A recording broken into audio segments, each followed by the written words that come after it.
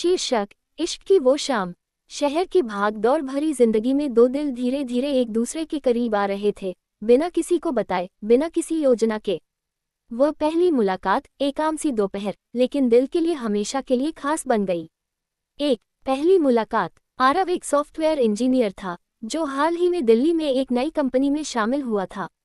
वही काव्या एक interior designer थी, जो उसी ऑफिस बिल्डिंग के नीचे वाले फ्लोर पर काम करती थी।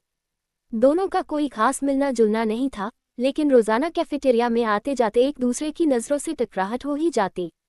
एक दिन बारिश हो रही थी। आरव ने छतरी नहीं लाई थी और बिल्डिंग के बाहर फंस गया था।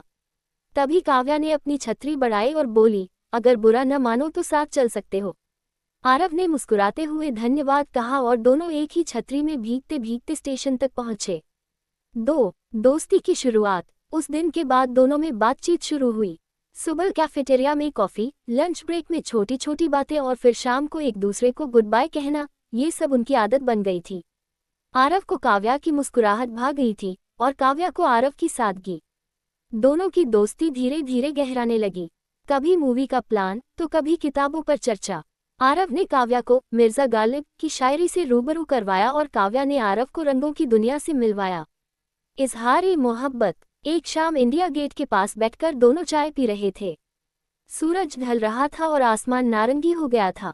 काव्या कुछ सोच रही थी और आरव उसे निहार रहा था। आरव ने धीरे से कहा, काव्या, तुमसे कुछ कहना है। शायद बहुत वक्त से दिल में है। तुम्हारे साथ वक्त बिताना अब एक आदत बन गई है। मैं तुमसे प्यार करने लगा हूँ।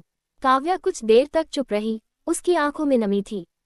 उसने कहा, आरव, मैंने कभी किसी को इतने करीब नहीं आने दिया, लेकिन तुम खास हो। मैं भी तुमसे मोहब्बत करती हूँ। उनके हाथ एक दूसरे के हाथों में थे और आसमान में चांद उग आया था। रिश्ते की अग्निपरीक्षा। प्यार तो हो गया था, लेकिन जिंदगी सिर्फ रोमांस नहीं होती। जब बात शादी की आए तो दोनों के परिवारों ने विरोध किया। आरव उत्तर भारत का था और काव्या दक्षिण भारतीय। संस्कृति, भाषा, खान पान सब कुछ अलग। काव्या के पापा ने साफ कह दिया, हम अपनी बेटी की शादी अपनी जाति में ही करेंगे। आरव के घरवाले भी बहुत खुश नहीं थे। उनकी मुलाकातें अब बहसों में बदलने लगी। कभी काव्या रोती तो कभी आरव गुस्सा करता, लेकिन हर बार कुछ समय बाद दोनों फिर एक दूसरे को माफ कर देते। एक दिन काव्या ने कहा, हम चाहे तो लड़ सकते हैं, लेकिन क्या हमें अपने प्यार के लिए अपने परिवारों को छोड़ देना चाहिए? आरव ने कहा, नहीं, हम उन्हें भी जीतेंगे और एक दूसरे को भी नहीं खोएंगे। जीत की राह। उन्होंने अपने परिवारों से बात करना बंद नहीं किया। हर त्योहार पर दोनों अपने घरवालों के साथ समय बिताते, प्यार से बातें करते और समझाते। धीरे धीरे दोनों के परिवारों को उनकी सच्चाई और लगन समझ में आने लगी। उनकी परवाह, एक दूसरे के लिए सम्मान और धैर्य ने असर दिखाया। एक दिन काव्या के पापा ने आरव को बुलाया और कहा, तुम जैसा लड़का ही हमारी बेटी के लायक है। जाओ, शादी की तैयारी करो। और उसी दिन आरव की मां ने भी कहा, काव्या अब हमारी बहू नहीं, बेटी है। नया सफर। शादी बहुत साधारण थी, लेकिन उसमें भावनाओं की गहराई थी।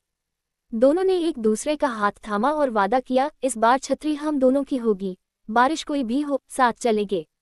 आज 5 साल बाद आरव और काव्या एक प्यारी सी जिंदगी जी रहे हैं।